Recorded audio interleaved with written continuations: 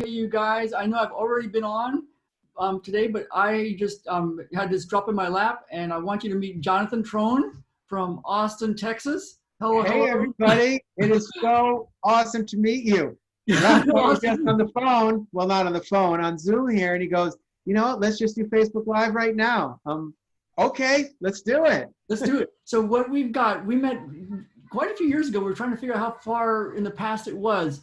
And Jonathan's got Love Revolution, and he's got a whole nother thing. Self-love revolution. What's it? Self-love. Self-love. Yeah, Self-love. that's right. Self-love Self-love. revolution. And we both talk the same language and realize what's really important.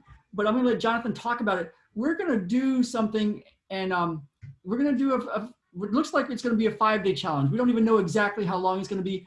We're going to figure out the time zone things and just do a lot of value, because right now there's a lot of anxiety. There's a lot of people hurting really bad, and there's a lot of people trying to figure out what to do in the world. So we're going to just see what people need and do a lot of good. So I'm going to let Jonathan talk about what he feels. We just barely, obviously let him talk. What do you see us doing together?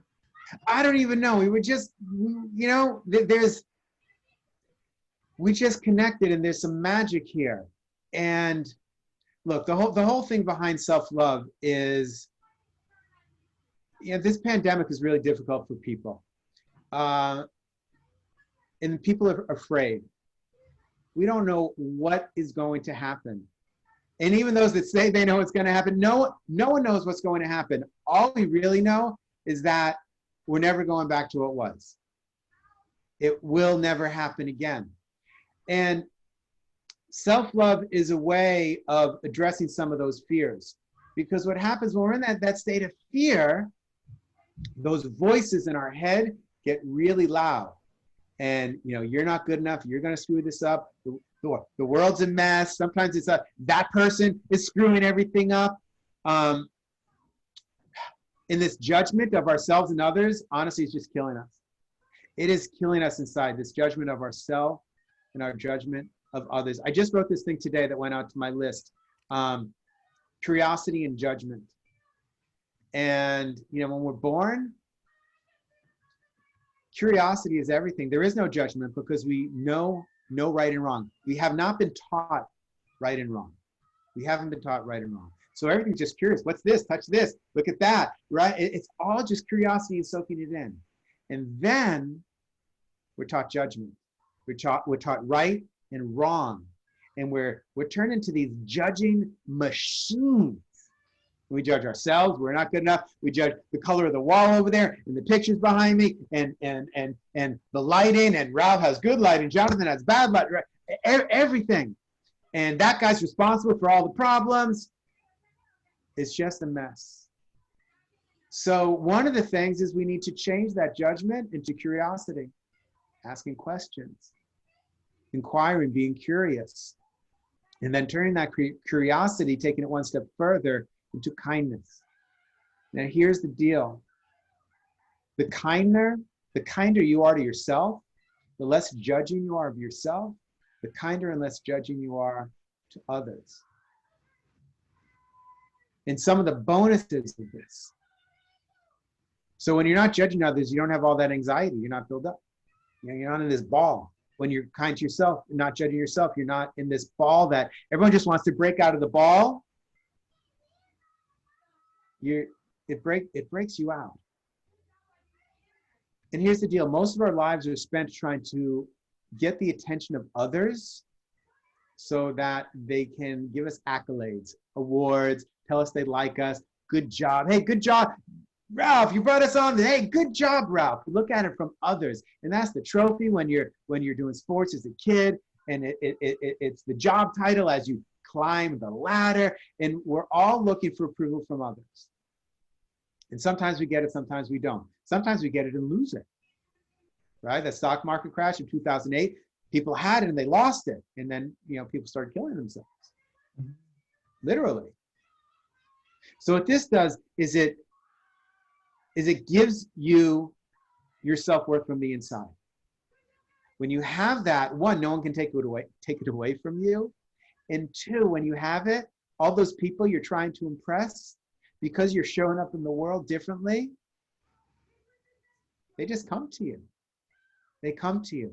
You don't need to fight for their attention anymore because they want some of what you got. And you've witnessed that. You've seen the person walk in the room. You know, they walk into a packed room and there's just this aura, right? There's just this aura and people go, whoa, what's going on? They don't even say anything. It's not the loud guy. Hey, no, just the guy that walks in and there's this aura. You're like, oh, who's that? Yeah. And you become that. Those are just pieces of what the self-love revolution is. I don't know exactly what our 5-day challenge or whatever it turns out to be is, but that's a little dose. Curiosity, kindness, compassion, some giving. These are the ingredients for a beautiful life. And for those of you that have businesses out there who are running your own companies and things like that, self-love is the missing ingredient to success. I know and I lived in Hollywood for 20 years. So many people that got the money in the bank. Everything they ever wanted, ever dreamed of, they created. And we know these names, right? Because they're in front of us. And then you find out, like, one takes their life. One goes on a drinking rampage, whatever it is. And you go, how could they do that? They got everything. Because they're missing the missing ingredient. And the missing ingredient is self-love and self-compassion. And you got to give it to yourself while you're building your success. Because if you build your success when you're miserable, when you get there, you'll still be miserable. But if you build your success from a place of joy, when you get there, then you have it all. So I don't know. So that's, what do you think, Ralph? That's beautiful. And it's, you know me, it lines up perfectly with how I feel and believe in. And quite a while back, I realized that these principles, this really key principle is in every spiritual tradition. And so many people put it on the back burner, but it is what I found to be the secret to making things happen in a tangible way. Like we're talking, we're both working with more and more entrepreneurs for the entrepreneurs. And my little boy had his 9-year-old birthday today. And we went around in a circle in our homeschooling group and said, what we like about Ben.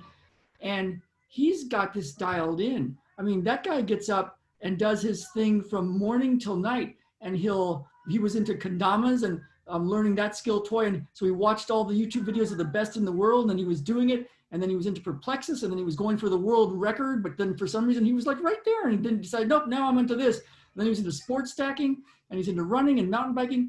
And he's, like you said, he's curious, he's excited. He looks at who's doing it really at the highest levels. He models it. He gets excited. He can't stop. He starts from the morning. He wakes up till like, he thinks about it when he's out and about. He's like, I got to get back to my stuff. And it's like, that's how to live. And so it's not just like, yeah, self-love, gratitude, all these wonderful things. I'll worry about that after I got the money. It's like, no, this actually helps you get the abundance and you get to be good on the inside. So what we're going to do is something that just came to us like a split second ago. And we're going to do a challenge. We're going to do some sort of thing. We'll figure out how many days it is and what time it is and how to get it to whoever wants to join.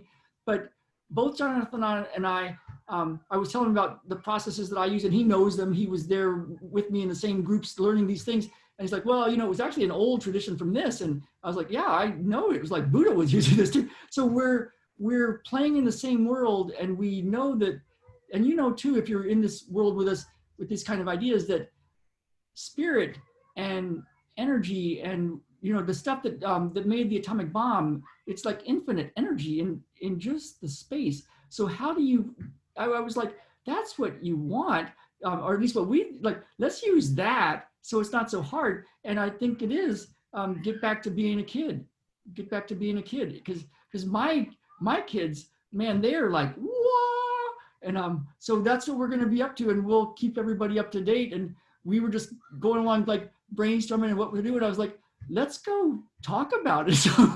So it's on. Here we are. So I'm gonna jump off here pretty soon, and to give us your contact info, the website for them to find you, and then I'll give them mine, and then we'll get people to like do this challenge thing with us and see who wants to join us. Go to selfloverevolution.com, selfloverevolution.com. button there. It says join the revolution. Okay. Join it. It's the best move you'll ever make. The revolution isn't on TV. It's right there. Your heart. It's in your heart. You know, and it says it on the site there. You know, people have this idea self-love is weak. And here's the truth. Self-love is one of the greatest acts of civil disobedience you can take. Because they don't want you to do that. We are not programmed for that. We're programmed to fall in line and do what others tell us to do. Look, I'm a big believer in public education. I really am. I'm the son of 2 teachers. And there's a problem with it in that it is designed to teach people how to follow instructions for others. Not putting down teachers. The teachers are amazing in doing God's work, really. But the system has difficulties with what we're teaching our children. So then we get to be 30, 40, 50, 60, 70. And I mean, I have some people who've taken my class, and they're not entrepreneurs. They are, you know, they're in their 70s and they're going, I never learned this stuff before. I'm practicing this kindness now. This is civil disobedience. You want to change the country and change the world? Do what they don't want you to do. And what they don't want you to do is be kind to yourself. Because when you're kind to yourself, you hold all the power. That's perfect, man. So selfloverevolution.com. And I'm thinking, I guess the best one to reach me is ralphhavens.com/crush imposter syndrome for the entrepreneurs. So, well, this is awesome, man. I'm going to go ahead and end our little Facebook Live for right now. Let me just see you guys later. I'm excited for this. Yeah, let me see. Oh my goodness, we're getting some comments. You're welcome, Barb. You're welcome, Stephen. Awesome. They love you, man. All right. So I will, I'll stop the feed now. Let's see.